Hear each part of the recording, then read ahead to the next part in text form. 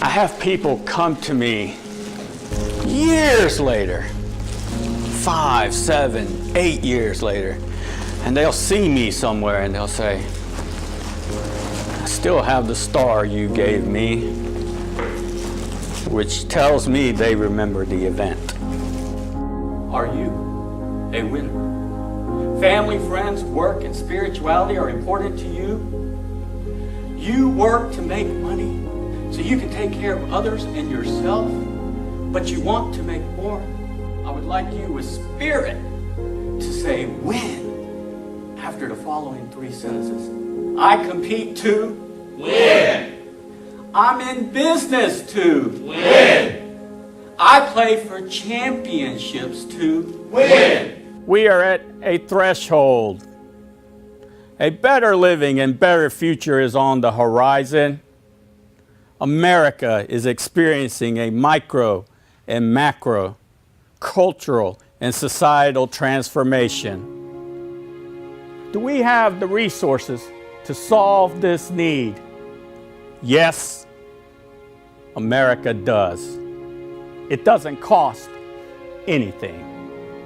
You will experience liberation, create authentic dialogue, and freedom continues to ring. Will you promise me you will always keep your spirit, be passionate about your work and your life? The key to having the ability to teach is having the ability to connect with patience. Most people don't have that. Where can you identify those performance shifts and entrepreneurial leadership shifts? I can go into any business right now, any business, and identify performance shifts and entrepreneurial leadership shifts. It's just that, is it of high enough value? All right, but that's good, that's good. You know, when I do the same thing for kids, they just jump at it. Boom. Adults, I got to sort of coax them in, but that's good, good. And so, Destiny, they want to learn about innovation and how to innovate leadership. This is the Innovate Leadership series. Raj, why don't you tell them about your great dreams, vision, goals, and mission? Wow, Destiny, thank you. Destiny has to go. Everyone say, thank you, Destiny. Thank you, Destiny. That was great advice from Destiny. I had great dreams, vision, goals, and a mission. As a boy, I dreamed at the house I lived on 27 Ellesmere Drive that my house had a fence all the way around it. Not just this way, but over the top, and I had big cats in it and other wildlife. And I'd go for a walk down my street and had my tiger, my lion, my panther, and my cheetah. Had another dream. As a boy, I wrote down a goals list. First goal was to attend a National Football League Washington game. Over a decade later, I lived on South Carolina Avenue on Capitol Hill, 4 blocks away from RFK Stadium where Washington played. That year, I was lucky enough to get some tickets through a colleague of mine who got them through his barber. It was freezing cold. I had all of my fan gear on, my gloves, my jacket, my scarf, my hat. He had a blowhorn. It's amazing. And we won. We beat the Atlanta Falcons. That was the same year they won the Super Bowl. Had another dream. I was working as an automation and controls engineer, working on utility and pulp and paper plants. I was at the airport bookstore and decided I need to learn more about business. I work in a business. I saw a Gold Spine book. I'm astonished. They're essays by extremely successful entrepreneurs. Over 5 years later, I founded and started my company, Livin. I decided I needed to have a mission. Because while I was developing it, I had to stay motivated and inspired. And I knew it was important to have a mission. So therefore, I sat down one day, what is it that's going to really make this happen? And this doesn't happen automatically. It took some time. But eventually I came up with Raj commits and dedicates himself to help and grow families, businesses, communities, schools for a better future for everyone. Every single day, I feed my motivation and inspiration with that mission. I didn't have a vision. I heard about what a vision was. Didn't really know exactly how to put one together. It wasn't until quite some time that I had one. Finally, I did come up with one, and it's to create value-oriented programs for my clients and the people important to them through learning, growing skills, creativity, and innovation.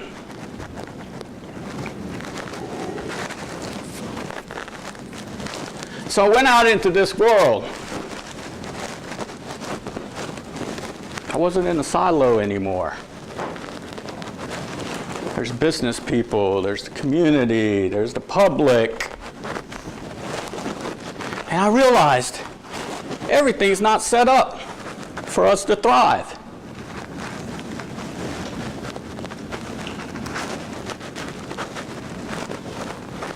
Then I recalled a story from childhood that was a defining moment for me. I was raised the right way by my parents. My dad said, "Boy, where are you going?" "Out." "When will you be back?" "Don't know." And off I went. That story has served me well throughout my entrepreneurial endeavors. All those essays and the stories in those essays served me well as well, because I use those stories often so that I can keep feeding my motivation and inspiration. We need to. My mission is there, but I've got to have more than that. I'm reminded of a story that I think of. I was in Atlanta several years ago, and I was working out in the gym, and I see a guy beside me, and I was like, that looks like Dikembe Mutombo, Mount Mutombo. And I walked to him, and I said, "Are you Dikembe Mutombo?" He said, "Yes, I'm Dikembe. What is your name?" I said, "Raj." He said, "Hi, Raj." Then I asked him, "Do you want to play one-on-one basketball?"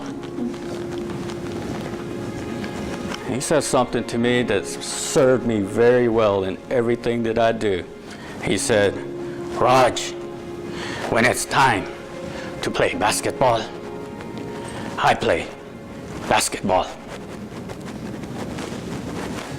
And it's time that we go to the second way. And that is to build relationships forever. I love everyone. Parents, look your sons or daughters in the eyes and authentically say, "Son, I love you." Or, "Daughter, I love you." Each of you is unique, you're different, and you're in leadership. I've known my dad, obviously, all my life. And I always told the story when people ask me, "How'd your parents get to America?" I said, "Well, my dad wanted to go to graduate school. He went to New York City College, got a master's in electrical engineering, and next day he drove to Greenville." Told that story for 40-odd years. Then I was working on a new project, and I asked my dad again. He gave me the real story. He said, "Son, I was working in India as an electrical engineer. And something happened, and it caused a big, huge problem. Production was down, performance was down. And somebody way up in management who knows no one in this company came down, just looked at a bunch of numbers and said, that new guy's terminated. My dad said, I didn't like that. They could do that to me. During that time, a friend of his was in New York City going to school, and he used to write him letters telling him about his stay in America. So my dad came to America because, first of all, he was highly talented, highly skilled, scholarly. But like most people, immigrated, came to America to study, liked it, and to pursue his master's, but really to make a better life for his family. A couple of years later, my sister, my mom, my sister and I flew on a plane from Hyderabad, India to New York City. Next day, we drove to Greenville, South Carolina. Seeing the atrocities occurring throughout the world, it's time for you to grow your family, faith, culture, and identity by sharing your faith and culture with each other without putting each other on the defensive. I want to create a robust business conversation or a better business conversation, okay? I'm going to negotiate a robust deal with you. I'm going to put some policy in, I'm going to put a regulation in, and you're going to build relationship forever. And that in itself, you'll experience performance shifts and or entrepreneurial leadership shifts. So I just did the research, all right? I did a little bit of marketing, all right? This is a pilot program. Where are my guys? Right? Yeah, pilot program. This is what you need to do. To work on execution, the thing that this workbook does is that it builds and grows your mental performance skills using your own thoughts. Tennis, yes, your level, anybody's level, but the higher you go up, the more mental it is. You know, all the pros can hit the ball, it's up here. But that doesn't mean that you don't still have to work on your technique some. And especially if you're a recreational player or a person who is wanting to learn to play tennis. See, I see a lot of people I work with, and they hire a coach, play tennis, and they get better. There's no doubt. However, they don't work on this. So what I want you to do with that book is, it's every day. Although the cover says tennis, it's for every day for 6 months. I want you to complete that workbook. And it'll totally transform your mindset. Okay, create those performance shifts and or entrepreneurial leadership shifts. It is very important for you to first read the instructions. Don't just jump in and start, oh, okay, I just fill out this page here. Yeah. No, read the instructions, please.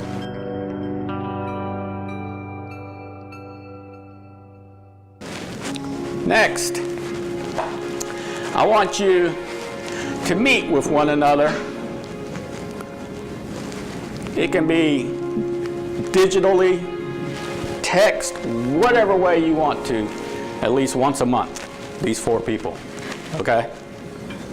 And then once a quarter, I want you to meet in person, okay? Have coffee together, you 4 people. I mean, you know, y'all somehow connect with one another. I mean, I don't need to show you all how to do that, however you all want to do it, okay? And then, after the 6 months, I want to schedule a private performance coaching consulting session with me. Okay? That's what I'd like to do. Are you in? You in, sir? Are you in? Yes, I have to read the instructions. Yeah. How about you? All right. How do you decide if you're going to participate and engage in an experience? I mean, each of you all made a decision to come here. You had choices to go wherever you wanted to, but you decided eventually to come here, right? Right? All right, okay, got some head nods, good. And so, I have a formula, and it's in my book, Winning at Entrepreneurship. And I'll share it with you, and it's real simple. It's work plus time plus money. Add those three together. They can be a 0 or 1. Put them in parentheses. Times probability, and I've got some numbers there, I'm not going to go through it, equals performance shift and or entrepreneurial leadership shift. That's one of the tools that I use in determining whether or not I even accept a booking, whether or not I want to go on vacation, whatever it may be, go out to dinner, whatever it may be. Now, that's not the only tool, so you can't just say, ooh, we figured him out. That's how we know whether or not he'll do it. And so who raised their hand as a solopreneur or extremely successful entrepreneur? Steve, you're being bashful. Are you not a solopreneur? Well, then why didn't you raise your hand, man? I'm not going to put any policy and regulation on you, okay? This is just for you. I wrote this book in 2007, and the reason I wrote that book is because I read a bunch of business books. They tell you what to do, what not to do, and how to do it, and all that. And you definitely, reading education, get all this, the learning education reading you can. It's endless learning. However, I looked in the market, and there was nothing that said anything about the mindset, mood, and motivation needed. I'm like, what? So that's what knocks people out. Stick with it. It's not that you're going to get your degree from Clemson University, a graduate school degree, and everybody's just going to be happy and celebrate, and that's it. Stick with it.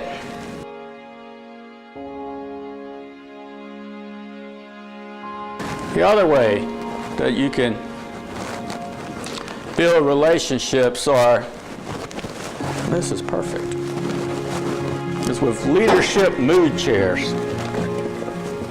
It's an advanced performance tool.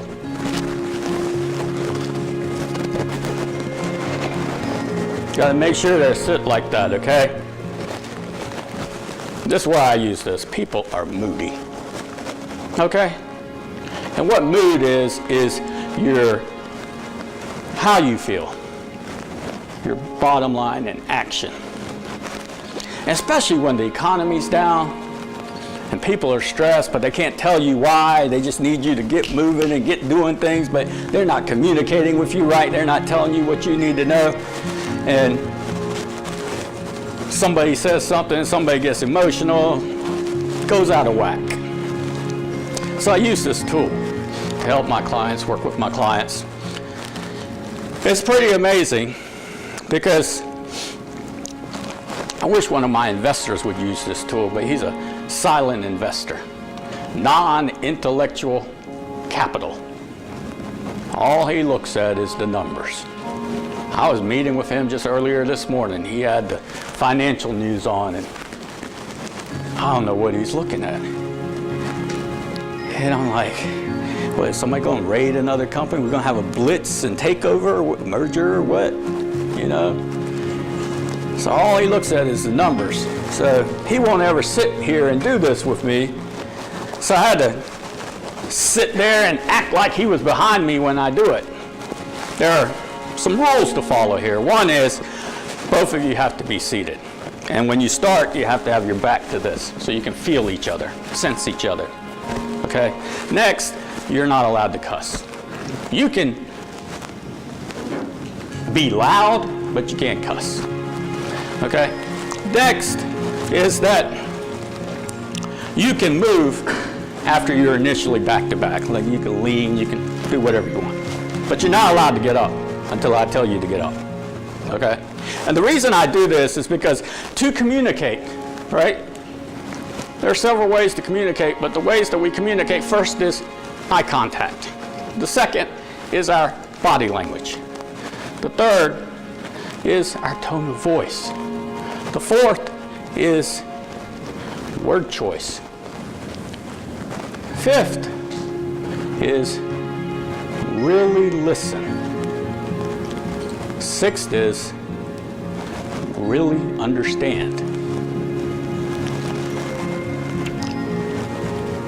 And so when I have people sit here and they tell me their challenges, and I work with all types of people, partners, people who want to just work better together, investors, athletes, it just doesn't really matter. And I can take this and I can put another set here and another set here, or I can put multiple twos everywhere and do speed sessions depending upon the event and the program and the purpose, okay?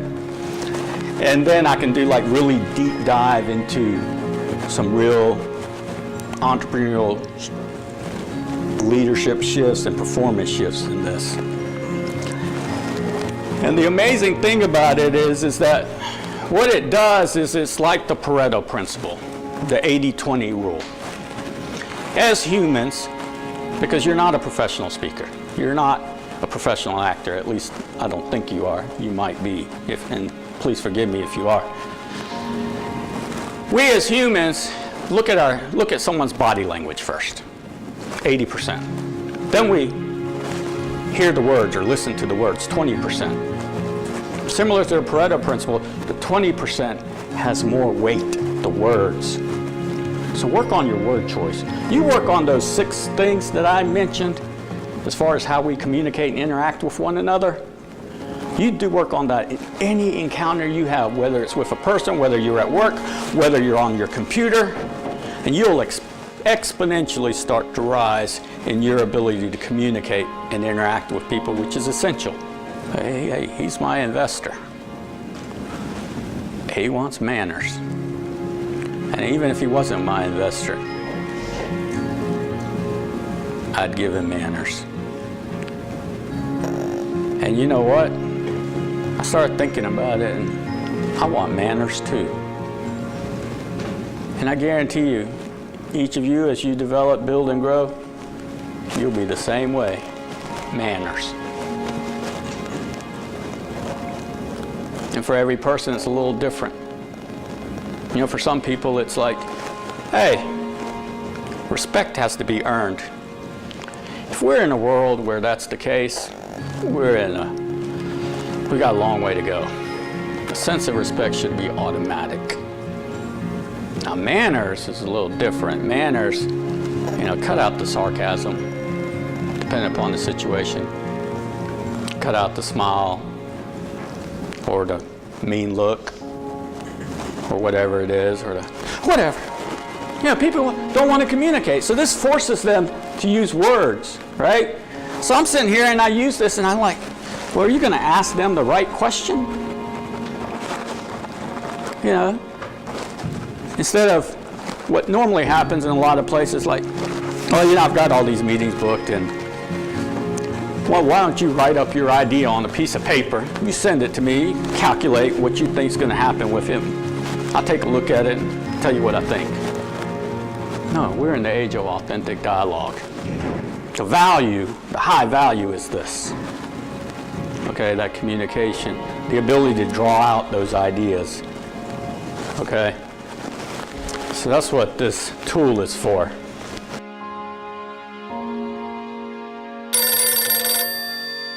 I got a phone call. I gotta be careful with this thing, Cliff. Yeah, night.